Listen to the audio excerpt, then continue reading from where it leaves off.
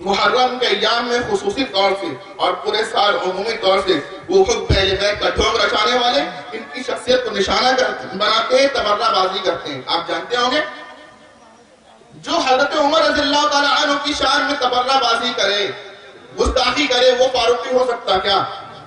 جو فاروقی نہیں وہ محمدی نہیں ہو سکتا، اور جو محمدی نہیں وہ جنتی نہیں ہو سکتا۔ ایک بات اور سمجھو، جو فاروقی ہوگا وہ بدعات کو مٹائے گا یا اس پر عمل کرے گا؟ بدعت پہ عمل کرنے والا فاروقی نہیں ہے۔ جو فاروقی ہوگا 3 طلاق کو 3 گنے گا یا 1؟ 3 پہ گننے والا فاروقی نہیں۔ اور جو فاروقی نہیں، میں کہا کرتا ہوں کہ 3 طلاق کو 3 ماننے والوں کا حشر حضرت عمر رضی اللہ تعالیٰ عنہ کے ساتھ ہوگا، اور حضرت عمر رضی اللہ تعالیٰ عنہ کا حشر اللہ کے نبی کے ساتھ ہوگا۔ غیر مقلدین اپنی خیر منائیں، ان کے ساتھ آئیں یا پھر کہیں اور چلے جائیں، آپ دیکھیں تو صحیح۔ بہرحال بتانا یہ تھا کہ ان کی ماننا غیر نبی کی ماننا ہے، ان کی ماننا تقلید ہے، غیر مقلدیت نہیں ہے۔ ایک چیز اور کہا کرتے ہیں، کہتے ہیں اللہ نے ضرور کہا ہے کہ اولو الامر کی اطاعت کرو، اللہ نے ضرور کہا ہے کہ اولو الامر کی اطاعت کرو، لیکن چاروں ائمہ کا نام لیا ہے کیا؟ چاروں ائمہ کا نام لیا ہے کیا؟ نہیں لیا، نہیں کریں گے، ٹھیک ہے؟ چاروں ائمہ کا نام نہیں لیا، اگر لیتے تو کرتے، اگر لیتے تو، اگر کتاب و سنت میں نام کی صراحت ہوتی تو کرتے کہ نہیں؟ وہ کرنا تقلید ہوتا ہے یا غیر مقلد ہے؟ میں کہتا ہوں نام بھی آتا تو نہیں مانتے، نام بھی آتا تو نہیں مانتے۔ دیکھیے میں نام بتاتا ہوں، غور سے دیکھیں۔ اللہ کے نبی صلی اللہ علیہ وسلم نے فرمایا لا ادری ما بقائی فیکم، مجھے نہیں پتا تم میں کب تک زندہ رہوں گا، فاقتدوا باللذین، میرے بعد 2 لوگوں کی اقتداء کرنا، واشار الی ابی بکر وعمر، اشارہ کیا ابو بکر و عمر کی طرف۔ نام آیا، اولو الامر کی تفسیر کا اولین مصداق، نام کی صراحت کی ماننے کی، لیکن غیر مقلد نہیں مانتی۔ بات سمجھ آ رہی؟ یہاں دیکھیں، یہاں کہہ رہے ہیں نام کی صراحت نہیں، جب نام کی صراحت نہیں تو عمل تو قیامت تک نہیں، تو پھر نعوذ باللہ ان کی تھنکنگ سے یہ تو امر فضول ہوا جا رہا ہے۔ میں کہا کرتا ہوں کہ صرف یہی نام کیوں پوچھتے ہو، نام تو ادھر بھی پوچھو۔ تم نے یہاں پہ فقہ کا انکار کیا ہے، غیر نبی کی تفقہ فی الدین کی صلاحیت کو ٹھکرایا ہے، اسی بنیاد پہ یہاں کے منکر حدیث کہے گا اللہ نے ضرور کہا ہے کہ رسول کی مانو، لیکن اللہ نے کہا ہے بخاری مسلم کی روایت پڑھو، جس کی لکھا ہوگا، جس کا نام آیا وہ اس کی پڑھے گے، ورنہ نہیں پڑھیں گے۔ تو تم بھی پوچھ لو نام تب پڑھو نا بخاری مسلم، اور صرف یہاں کیوں بس کرتے ہو؟ قرآن تو 7 حروف میں نازل ہوا ہے، ہم قاری عاصم کوفی کی قرأت کرتے ہیں، امام حفص کی روایت پہ عمل کرتے ہیں، یہاں تم مت کرو، کہو جس کی قرأت پڑھنے کا اللہ نے حکم دیا ہوگا اس کی قرأت پڑھیں گے، ورنہ قرآن نہیں پڑھیں گے، یہاں بھی چھوڑ دو نا۔ اللہ نے کہا جو عورتیں تم کو پسند ان سے نکاح کر لو، تو وہاں بھی پوچھو نا کہ یہ میری بیوی اس کی نام کی صراحت ہے کیا؟ نہیں ہے تو نہیں نکاح کروں گا۔ صرف یہ بات یہی کیوں سمجھ میں آتی؟ جب وہ لوگ یہی ہاتھ رکھتے ہیں تو پھر میں کہتا ہوں کہ دیوانہ سمجھ بوجھ کے دیوانہ ہوا ہے۔ بہرحال یہ باتیں سمجھ میں آ رہی نا آپ لوگوں کو؟ میں جو بات ابھی کروں گا آگے بھی، تو بار بار کچھ لوگوں کے نام آئیں گے، تو ان کے اندر فرق سمجھ میں آنا چاہیے، اس لیے تھوڑا سا اور آپ ادھر دیکھیں۔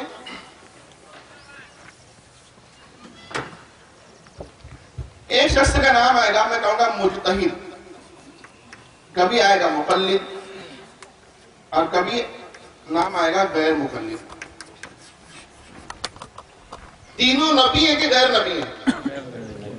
جب تینوں ہی غیر نبی ہیں تو یہ فرق کیوں کر ہو گیا کہ کوئی مجتہد کہلواتا، کوئی مقلد، کوئی غیر مقلد؟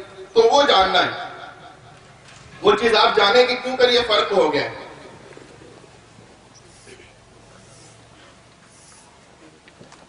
اللہ نے قرآن پاک کے اندر جو یہ آیت میں نے پڑھی تھی، یا ایھا الذین آمنوا اطیعوا اللہ واطیعوا الرسول واولی الامر منکم، 5 پارے کی، اسی کے اندر 1-2 رکوع کے بعد، 2-3 رکوع کے بعد اللہ تعالیٰ دوبارہ حکم دیتے ہیں اور بتلاتے ہیں ان لوگوں کے تعلق سے، کہتے ہیں کہ جو مسائل کو عام طور سے چرچا میں لے کر آتے ہیں، تو اللہ نے کہا کہ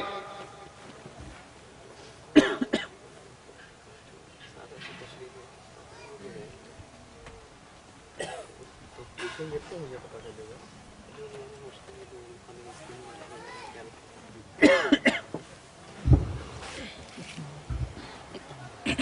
کے یہاں کے علماء جو ہے نا آپ کا بہت خیال رکھتے ہیں. وہ کہہ رہے تھے مولانا صاحب کہ الفاظ ایسا استعمال کرو جو سب کے سمجھ میں آئے, یا تشریح کر دو. ٹھیک ہے, میں تشریح کرنے جا رہا ہوں. اگر میں یہ کہہ دوں گا کہ جو الفاظ مشکل لگے آپ پوچھ لو, تو مجھے پتا ہے کہ جو غیر عالم وہ نہیں پوچھے گا, عالم پوچھے گا. کیوں پوچھے گا پتا, اس سے ایسا لگے گا کہ کسی کو نہیں سمجھ رہا.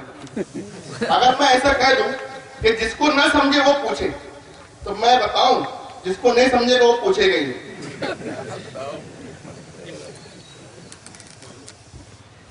بہرحال کوشش کروں گا.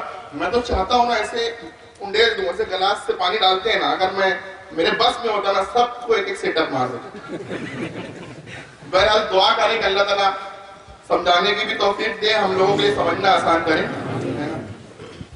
بہرحال اس آیت کے اندر اللہ نے کہا کہ کیسے بھی مسائل ہو, تمام دنیا کے مسائل کو آپ انفرادی لے کے اجتماعی ملکی سطح پر اور تمام ادوار قیامت تک کے آنے والے سب کو جمع کریں گے نا, ان کو جب ڈیوائیڈ کریں گے 2 ہی کھانے بنیں گے. ایک کھانا ہوگا امن کا کھانا اور ایک ہوگا خوف کا. اللہ نے کہا کیسے بھی مسائل ہیں تو 2 شخصیات کے پاس حل کے لیے لے جاؤ. اللہ ہمیں حکم دے رہے ہیں کہ مسئلے کے حل کے لیے 2 شخصیات کے پاس جاؤ, نبی کے پاس بھی غیر نبی کے پاس بھی. کیا کہہ رہے ہیں, نبی کے پاس بھی غیر نبی کے پاس بھی. غیر مقلد کہتے ہیں نہیں نہیں ہم تو صرف نبی کے پاس جائیں گے, غیر نبی کے پاس ہرگز نہیں جائیں گے. تھوڑی دیر پہلے قاضی صاحب نے ایک بات کہی, معلوم نہیں کسی کو سمجھی کہ نہیں سمجھی. وہ کہہ رہے تھے ہم بھی مقلد وہ بھی مقلد, ہم تو چاروں ائمہ کے یہ اپنی ہر مسجد کے امام ہیں. میرے دوستو, وہ غیر نبی اولو الامر کی ذات کو جب چھڑوائے گا تو اس کا مطلب نہیں کہ صرف وہ کتاب و سنت کو آپ کو سنائے گا. اگر ایسا ہوتا تو یہ صرف وہ قرآن کی تلاوت کرتا, حدیث روایت کی روایت سنا دیتا, کبھی تشریح نہیں کرتا, کبھی جو ہے تو یہ کتاب نہیں لکھتا. لیکن یہ کرتا کیا ہے, اولو الامر کی ذات سے آپ کا رابطہ کٹ کر کے کتاب و سنت کی من مانی تشریحات اللہ اور نبی کے نام پہ بتاتا ہے. اتنا ہی ہے, کچھ بھی نہیں ہے. بہرحال اللہ نے کہا وَإِذَا جَاءَهُمْ أَمْرٌ مِّنَ الْأَمْنِ وَالْخَوْفِ أَذَاعُوا بِهِ وَلَوْ رَدُّوهُ إِلَى الرَّسُولِ. وہ شخصیت جن کے پاس مسئلے کے حل کے لیے جانا چاہیے, پہلی شخصیت کا نام ہے رسول. یہ نبی کی ذات ہے. اللہ نے یہ بس نہیں کیا کہ رسول کے پاس جاؤ, نبی کے پاس جاؤ. کہا وَإِلَىٰ أُولِي الْأَمْرِ مِنْهُمْ, جو تم میں اولو الامر ہیں ان کے پاس بھی جاؤ. یہ اب ایک غیر نبی کی ذات ہے. نبی کے پاس جائیں گے تو وحی کا نزول ہوگا, بات سمجھ میں آتی کہ مسئلے کے حل کی جگہ ہے. اللہ نے کیوں کہا اولو الامر کے پاس جاؤ, کیا اس پر بھی وحی کا نزول ہوگا؟ اللہ نے کہا نہیں نہیں. لَعَلِمَهُ الَّذِينَ يَسْتَنبِطُونَهُ مِنْهُمْ, یہ شخص جو ہوگا اگرچہ کہ کتاب و سنت اس پر نازل نہیں ہوگا, لیکن یہ کتاب و سنت کی تہ تک پہنچا رہے گا. یہ استنباط کرنے والا ہوگا. کون ہوگا یہ؟ استنباط کرنے والا ہوگا. اب دیکھیے اگرچہ کہ کون کون مستنبط ہوگا, چاروں ائمہ کا نام نہ آیا ہو, لیکن اللہ نے اتنی بڑی ایک نشانی بتلا دی استنباط کرنا کہ ہم بتا دیں گے کہ یہ سب ہم کیا, ہمیں کا جو اہل ہوگا بتلائے گا کہ فلاں فلاں مستنبط ہے اور اولو الامر ہے. تو وہ اولو الامر کی سب سے بڑی تفسیر اگر کرنی ہے, اس کو سمجھنا ہے, تو قرآن پاک کی آگے کی آیت دیکھیں, اللہ نے نشانی بتلا دی کہ استنباط کرنے والا شخص ہوگا. آپ یہاں سمجھیں, اولو الامر حاکم کو بھی کہتے ہیں, اولو الامر مجتہد کو بھی کہتے ہیں, لیکن اصل جو اس کی خوبی ہوگی حکومت کا کرنا نہیں, استنباط کا کرنا ہوگا. اس لیے حاکم استنباطی مسائل میں مجتہد کا محتاج ہوگا. بہرحال یہ استنباط آپ سمجھے کیا ہے.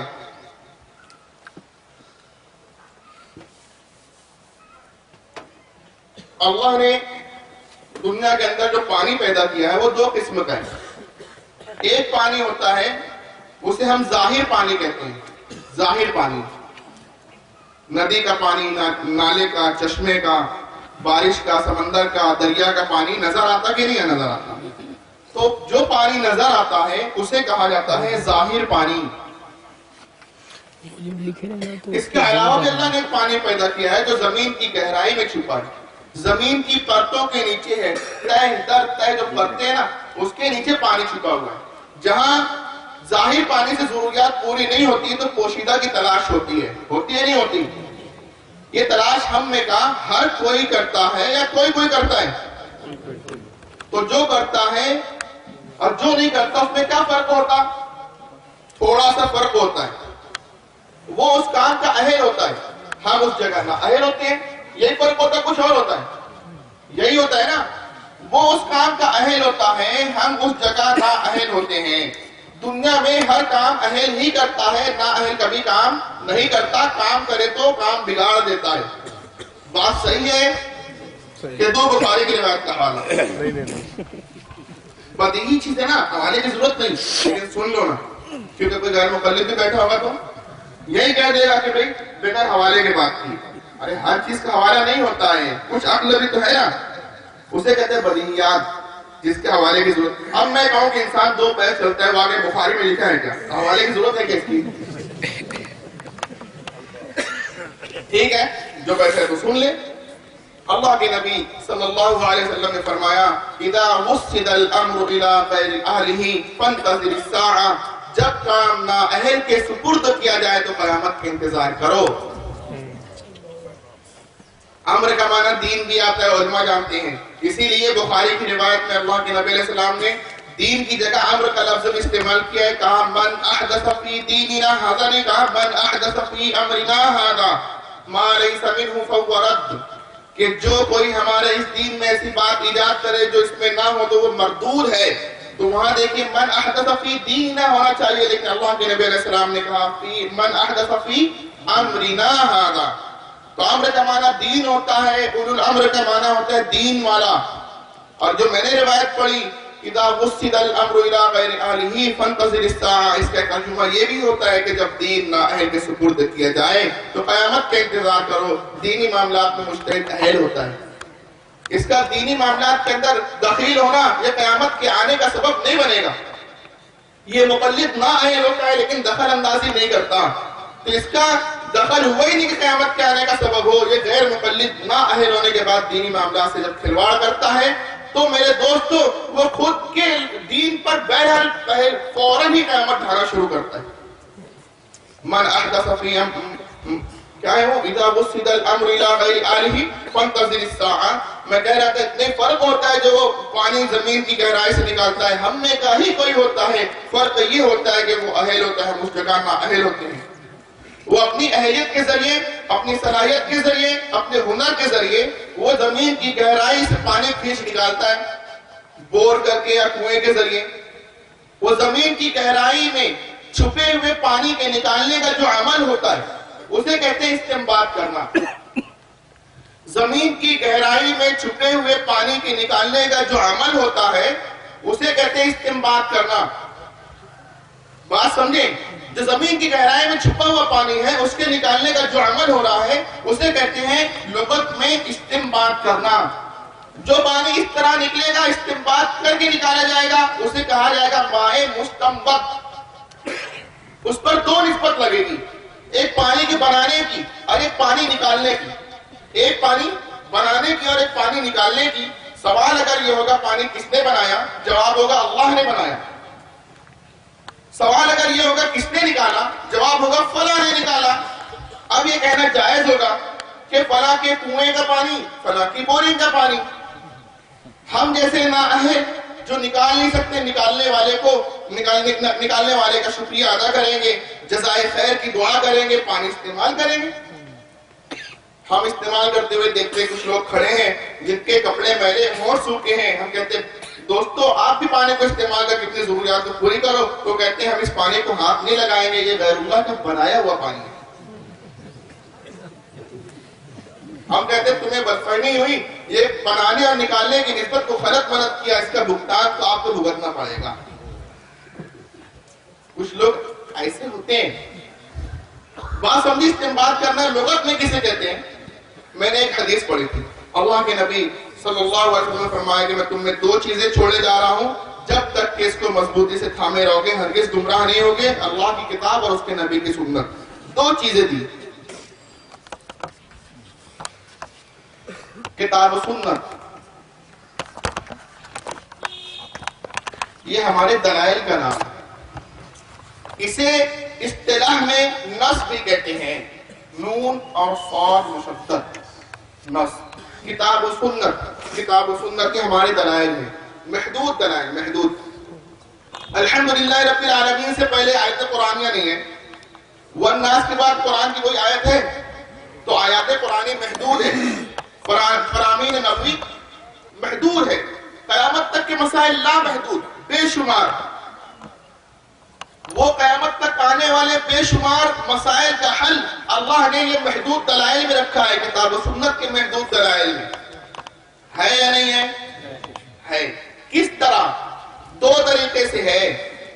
دو طریقے سے کچھ مسائل کا حل کتاب و سنت کی آیات و روایات میں ظاہر پانے کی طرح ظاہر ہوگا، نظر آ رہا ہوگا. مسئلہ پیدا ہوا، مسئلے کا حل قرآن کی آیت میں یا نبی کی روایت میں لکھا ہوا دکھ جائے گا. کیسا ہوگا؟ ظاہر پانی کی طرح ظاہر. ہم دودھ پی رہے ہیں، چائے پی رہے ہیں، مکھی گر گئی، مسئلہ پیدا ہوا، اس کا حل ہے کہ نہیں کتاب و سنت میں؟ ہے. بخاری شریف کی روایت میں کہ مکھی نکال کر پھینک دو، ہم نے نکال کر مکھی، مسئلے کا حل لکھا